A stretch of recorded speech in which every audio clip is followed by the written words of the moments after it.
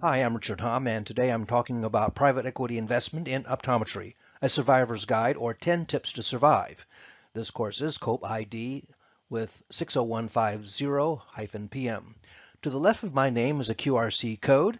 If you use your camera on your iPhone and click on it, the code will translate immediately as an entry onto your address book in your iPhone. Just open it up and save it, and it will be, and that's how you can contact me. It will be also the same for Android phones. As disclosures, I am an employee of Anthem. However, the content within this presentation is my opinion and does not reflect the views of my employer. No additional funding was received in the preparation of this presentation, and this presentation is in no way a solicitation. My background is I'm currently the optometric director of Anthem, and I hold a PhD in biomedicine as well as an optometry degree and Master of Arts in Public Policy. I'm also a retired lieutenant colonel and a diplomate in public health and environmental vision of the American Academy of Optometry and a trustee of the California Optometric Association. I've participated in venture capital deals in the corporate level in my computer industry life, where I looked at hardware and software companies that would be good partners for acquisition. These projects included work in Price Waterhouse, and as a corporate insider at Silicon Graphics, again, Network Appliance, and at Anthem.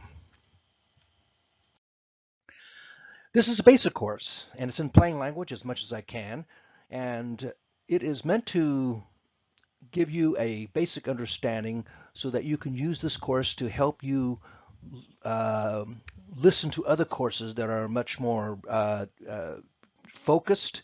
It gives you some tips on how you can really navigate the principles of how you can be safe in a private equity deal.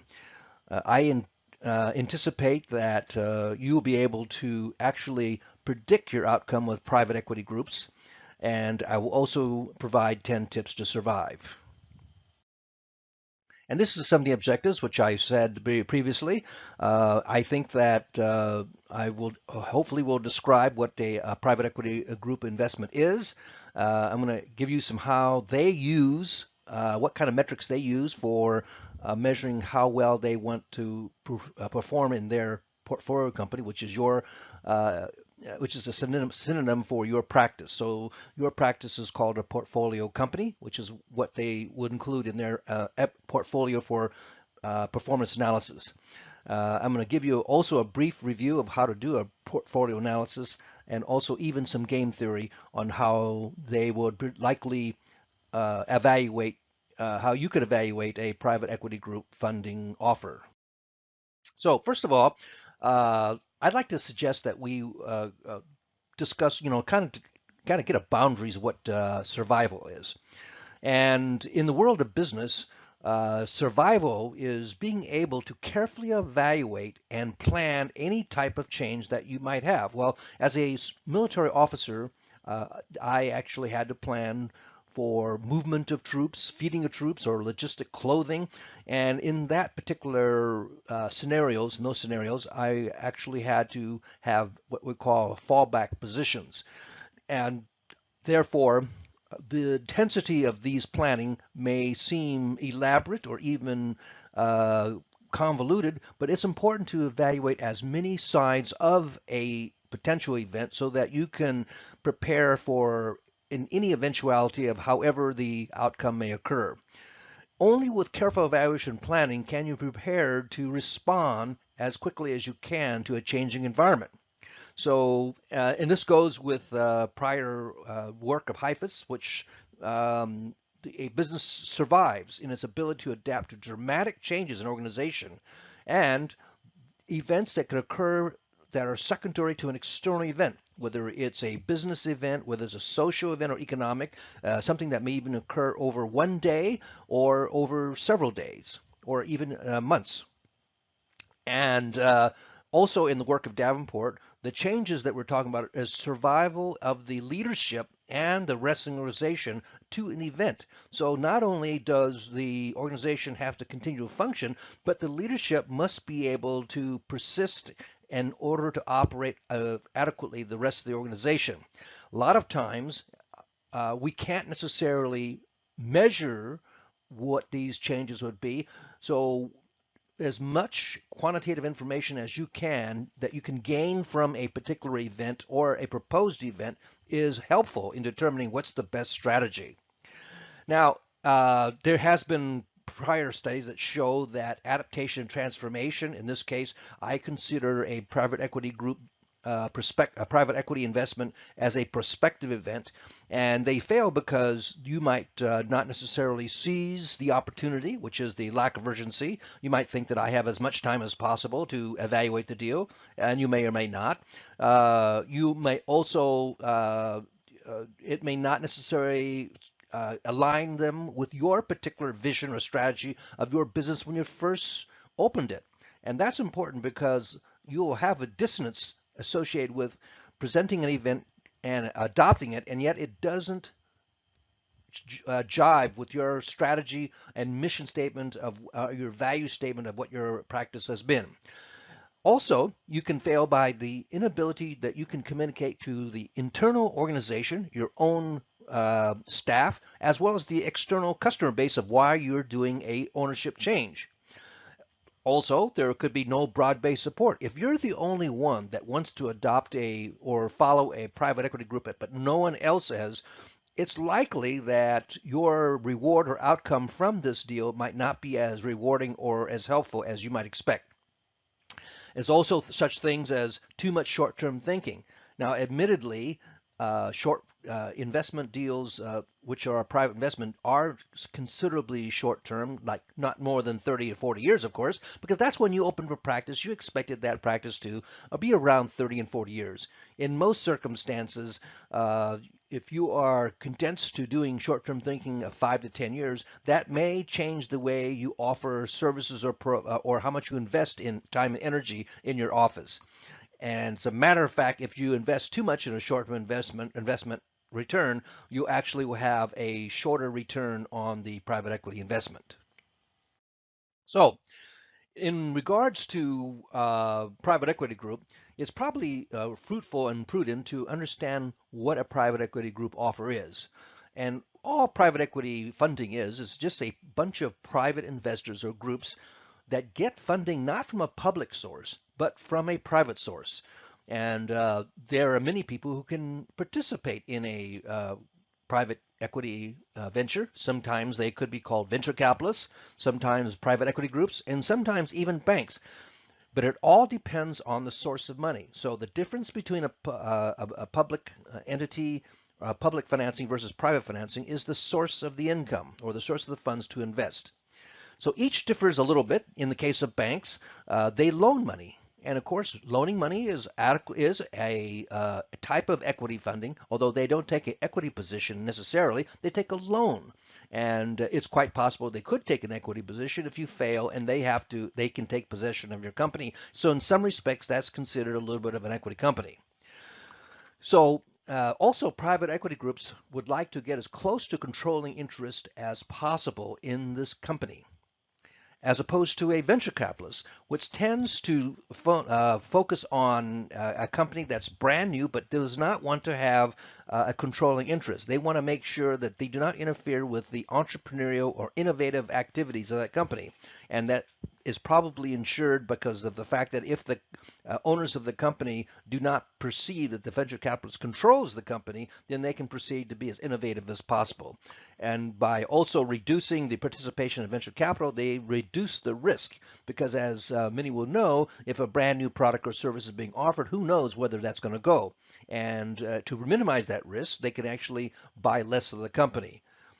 A single individual can also be a private equity investor.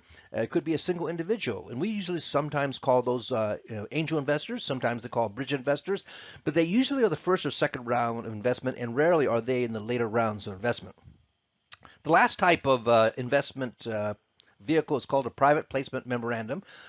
This is very similar to private equity group, but because of the fact that they can actually advertise, as opposed to a private equity group, you're not advertising beyond the original investors that fund the fund. So in a private equity group, traditionally, you're going to collect a lot of investors, and they will fund they will each invest a bunch of money into a what they call a fund, and from that fund, they go out investing. In a private placement memorandum, you're going to advertise in a very limited way for new investors that you probably didn't get in the first place.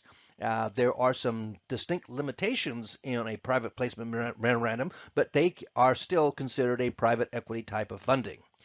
None of the above types of uh, vehicles, investment vehicles, require securities and exchange registration. So therefore, what we always want to be sure is the fact that if you are using public funding, then it will involve securities and exchange registration. The rationale for using private funding is because it doesn't require a lot of federal oversight or even state oversight or regulation. It doesn't mean you don't have any, but there are much less. The amount of time and preparation and money to create a public offering is significant, and such to the point that investment banks are paid a significant portion of money to help design the public offering. In a private offering, which is a public private investment group, there's not quite as much work to be done, although there is a lot of work in what we call the evaluation of the company to be bought. Now, in the cases of optometry, it is actually pretty difficult to evaluate the investment potential of a practice. And the reason for that is that a lot of times we're looking at how we can evaluate the cost of capital. So it's probably easy for public investment companies or to invest in over $100 million companies. So therefore, private equity groups that are 1 million or less, you probably don't get a lot of public funding, and that's why private investment groups came about, because they are able to invest and devote the time in the under $1 million purchase price. It's also difficult to predict because a lot of things such as the current cost of capital of the company and also the variability of the types of products that are being offered and the services offered in a practice are difficult to predict or evaluate. And so a lot of times the practice may offer services or products which are not necessarily measured in a uniform manner. And so therefore, what we talk about is in trying to find out the public funding, the public cost of capital, we sometimes try to see if the current benchmarks of pharmacologic, or any type of medical device company, whether the cost of capital in those acquisitions, which are much more widely known and common, can be applied to a optometric practice. In most cases, they cannot. So therefore, the only way that you can actually have a benchmark cost of capital is you have a run history of buying practices and discovering what that cost of capital. In general, the lowest cost of capital is going to be a private equity, with the highest as being a bank loan. So for many people who want to recapitalize their office, a private equity funding can be extremely useful and helpful. And again, the most expensive is going to be a bank loan. So here's a typical structure of a private equity fund and a private equity group. Generally, you have a one or more general managing partners, and you often have several limited partners. These limited partners are probably the majority of the investment funds that are placed in the fund. The general partner is the manager and actually gets a management fee as well as some ownership, because they may contribute some money to the fund. But because they're the manager, they get a little bit of the outcome, the profits from the outcome, and also because of a management fee. And this fund is meant to buy or purchase portfolio companies. In this particular case, we'll call them optometry offices.